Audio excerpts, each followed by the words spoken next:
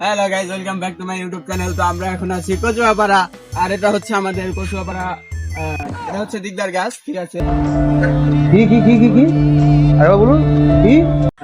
এটা হচ্ছে দিকদার গাছ, ঠিক আছে। আর এই দিকদার গাছ অনেক বড় বড় পেয়ারা ধরে। আর এই রুকো যারা সবার করো। পেয়ারা খাইতে মানে কাঁঠাল গাছের কাঁঠালের থেকেও স্বাদ। এখানে কাঁঠাল গাছে প্রতিদিন বড় বড় আপেল ধরে, আর এই আপেল খাইতে গিয়ে गजब बेइज्जती है। হঠাৎ করে দেখে আমার পিছনে দেয় না। कैसा लगा मेरा मजाक? এই ডাইনোসর তো দেখে আমি মারতে লাগছিলাম, তো আবার এই পাশে দেখে আমার এটা আমার अबे जल्दी बोल, कल सुबह पनवेल निकलना है। করে একটা খাম্বা দিয়ে আমার সামনে কি আরে বলুন কি? করে একটা খাম্বা দিয়ে আমার সামনে।